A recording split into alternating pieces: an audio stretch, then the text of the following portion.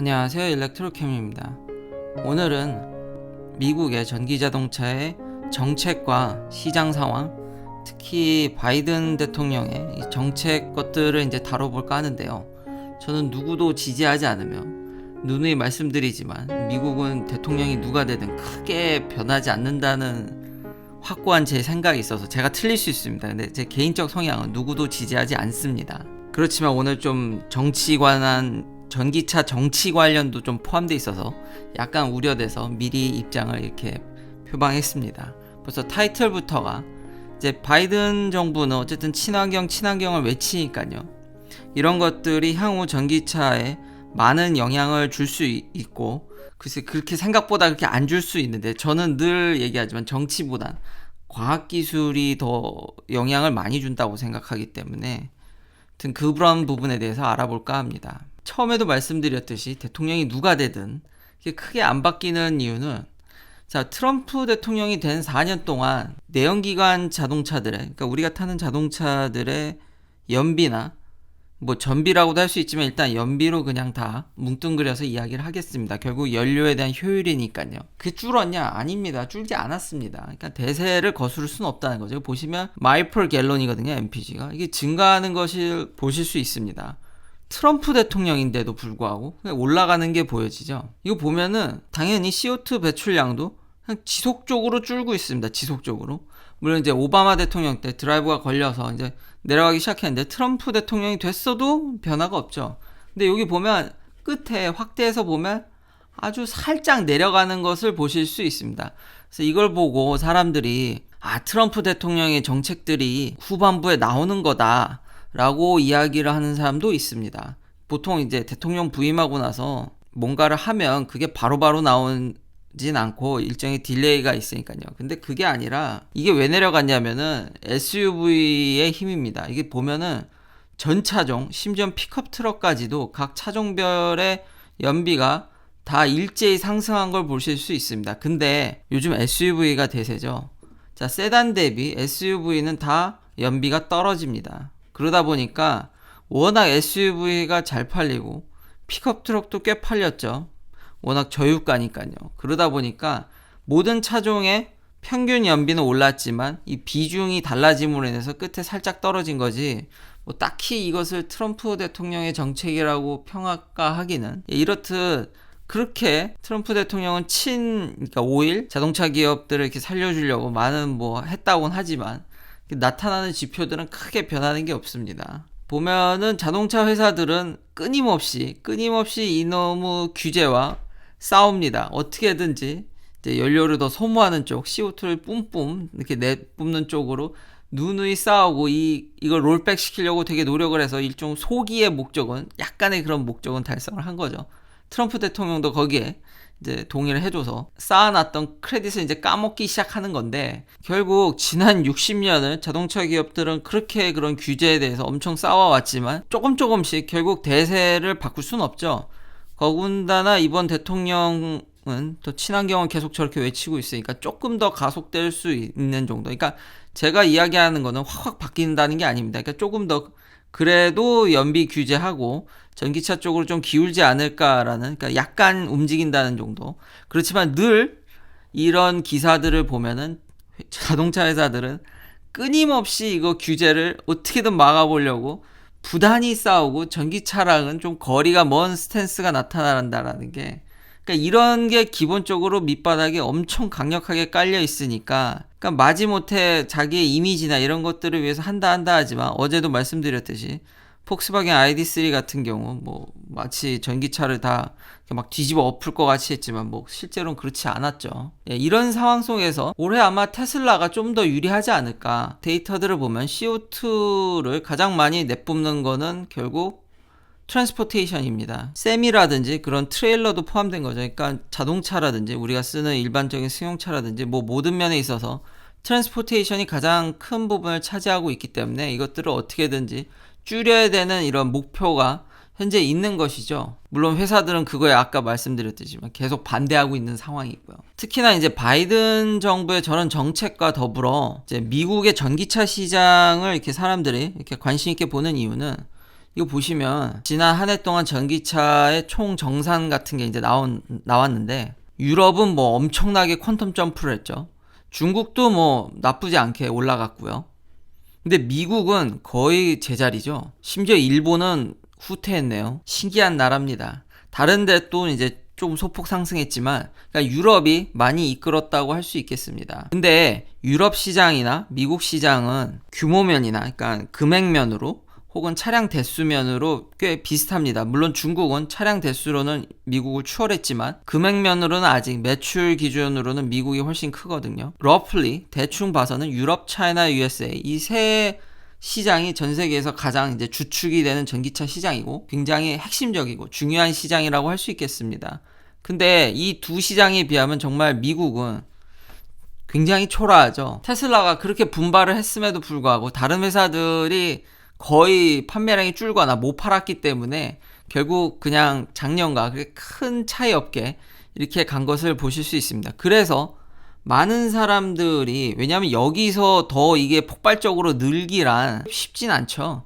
중국도 과연, 그러니까 사람들이 여기보다는 여기 미국이 지금 바이든 대통령도 얘기하듯이 중국이나 유럽을 따라가야 된다. 뭐 배터리도 미국 내에서 유럽이나 중국 못지않게 많이 생산해야 된다. 그런 얘기도 하고 있고요. 그러니까 여기가 이렇게 따라가는 게 좀 더 수월하지 않을까라는 이제 사람들이 생각을 하고 있는 거죠. 그래서 앞서 그런 요인들과 이런 사정 때문에 이제 미국 시장이 굉장히 관심을 받고 있는 거고, 거기서 미국 시장이 현재 넘버원이자 뭐 전 세계 전기차 시장을 리딩하는 테슬라에 당연히 관심이 갈 수밖에 없습니다. 여기서 잠깐만 경쟁자들을 조금, 어제 못 다룬 경쟁자들을 좀 이렇게 다뤄보면요. 댓글에서도 현대 아이오닉이 나오면, 글쎄요, 현대 아이오닉은 한국에는 아마 올해 나오겠지만 미국에는 딱히 올해 내놓을 생각이 없습니다. 그래서 최소 올해는 제가 누누이 얘기하는 2022년엔 모르겠지만 올해는 별 본격적인 전기차 라인업은 미국에선 내년쯤인데다가, 토요타도 뭐 전기차를 안 만들긴 하지만 초반에 이 RAV4 프라임, 이 RAV4 SUV는 지금 픽업 트럭을 제외하면 미국에서 가장 잘 팔리는 SUV 중 하나입니다. 정말 잘 팔립니다. 탑5 안에 들 정도인데, 거기에 이제 프라임, 그러니까 하이브리드가 아니라 플러그인 하이브리드인데, 이거 제가 작년 초에 뉴스를 전달드렸을 때 이거 배터리가 부족해가지고 예상보다 너무 잘 팔려서 판매가 중단됐었다가 이제 다시 뭐 금방 복구한다 그랬는데, 역시 토요타답게 플러그인 하이브리드조차도 많이 팔 생각이 없는 회사입니다. 그동안 안 팔았더라고요.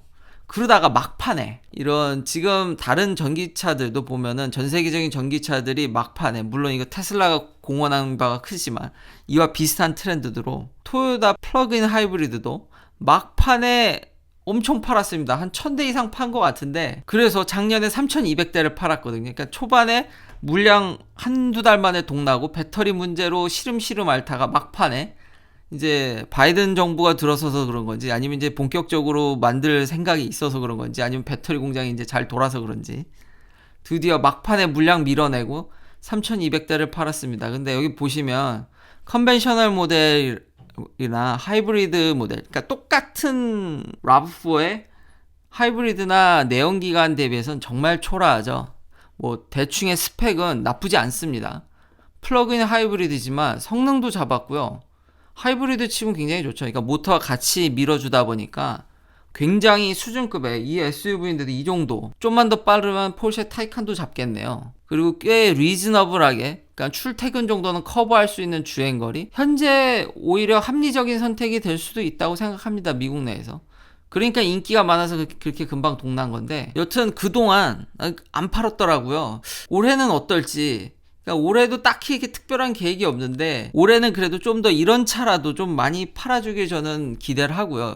깜짝 놀랐습니다. 그냥 그때 단종은 아니고 금방 다시 팔 것 같이 얘기하더만 한동안 안 팔다가 막판에 조금 팔았다는 게 신기했고요. 이 바이든 대통령의 정책을 상세히 살펴보면은, 그러니까 스윙 스테이트들이 결국 트럼프를 지지했다가 바이든을 지지해서 이게 넘어갔는데, 어떻게 설득시켰나 봤더니 전기차로 가더라도 일자리를 더 많이 만들 수 있다. 그렇기 때문에 이게 친환경적으로 가도 디트로이트 그 미시건 에리아, 그 러스트벨트의 잡들을 더 많이 창출할 수 있다라는 듯이 아마 설득한 것으로 지금 보여집니다. 그런데 저는 이게 될까? 이 사람들이 참 기술을 좀 모른다는 생각이 있어서, 그러니까 예를 들면 이거 제가 지난번에 소개시켜드린 내용인데 UAW, 그러니까 미국의 자동차 노조입니다. 자동차 노조는 전기차로 갈 시에 파트가 줄어들고 여러 가지 이런 기술 혁신으로 인해서 이제 더 이상 노동자를 고용하지 않고 치명타를 입을 거기 때문에 GM이 전기차로 가겠다고 천명을 하자마자 파업을 하고 전기차 정책을 철회하라라고, 얼마 안 됐습니다. 그거 2년 전입니다. 한번 대규모 사태가 나서 GM이 철회를 한 적이 있습니다. 그 제가 어제 말한 그 GM이 전기차를 철회했던 적.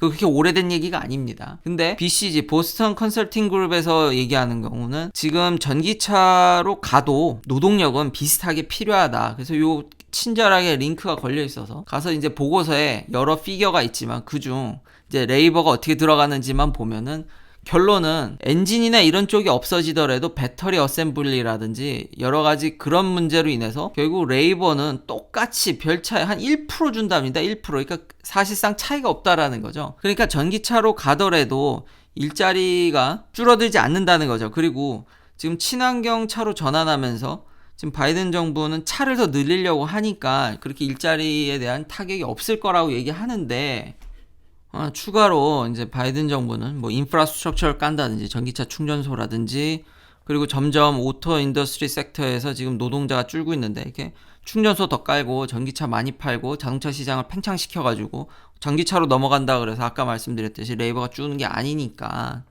그러면은 일자리가 더 늘 거다. 그리고 아까 얘기했듯이 미국은 꼴랑 2%밖에 안 되기 때문에 다른 유럽이나 중국 쪽을 쫓아가야 되므로, 그리고 쫓아가기가 쉽상이기 때문에 이제 뭐 일자리가 안 준다고 얘기하는데, 저는 실무에서 일하시는 이 노조원분들의 평가나 이 어널리시스를 더 믿고 싶은 게 이런 거죠. 테슬라가 현재 미국을 완전히 전기차를 거의 다 장악하고 주도하고 있는데, 지금 예를 들면 텍사스 공장이 이제 기가프레스, 제가 여러 번 소개시켜드렸던 모델 Y의 그런 뒷부분 유닛을 이제 차체를 찍어낸다든지, 지금 프레몬트 공장이라든지 여러 지금 테슬라가 설립하고 있는 전기차 공장들은 프레스를 전 세계에서 가장 큰 프레스로 그냥 찍어내고 있죠. 차를 통째로. 그래서 훨씬 더 효율적으로 자동화되고 더 빨리 왕창 생산하는 이런 쪽으로 가고 있거든요. 이렇게 레이버가 똑같다라는 거는 물론 마감을 좋게 한다든지 좀 더 완성도를 높게 하는 쪽으로 아마 밸류를 주면은, 이 보고서를 좀 읽어보니까 그렇죠, 노동력이 비슷하게 들어가겠죠. 완전 자동화는 아직 어려우니까. 그렇지만 테슬라 같이 저렇게 단차 안 잡고 이렇게 팡팡팡팡 찍어내면은, 그리고 조금씩 이제 이 기술도 발전되면은 단차도 좀 잡아지겠죠. 잡아지길 기대하고요. 근데 이런 방향으로 가게 되면 왠지 BCG보다는 이 현업에서 이 UAW 어널리시스가 더 맞는 게 아닐까라는, 현재 이런 테슬라의 기가프레스를 보고 자동화되는 과정들을 보면은 컨설팅 그룹이 틀린 것 같다라는 생각이 들어서, 과연 전기차로의 전환이 일자리를 보장해 줄 수 있냐 이거죠. 그래서 누구도 지지하지 않지만 과연 스윙 스테이트에서 2년 뒤 하원에서 만약에 이렇게 전기차를 밀어줬는데 일자리가 늘어나지 않는다면 즉각 반응할 게 불보듯 뻔하거든요. 역시 정치는 쉽지 않은 것 같습니다. 이거 좀 위태위태해 보이는 게 제 입장에선 지금 테슬라의 저런 기가프레스를 봤을 때 자동화로 인해서 일자리가 과연 보장될지 1, 2년 뒤가 저도 매우 궁금합니다. 긴 영상 시청해주셔서 감사합니다. 내일도 테슬라 관련 이야기들로 찾아뵙겠습니다.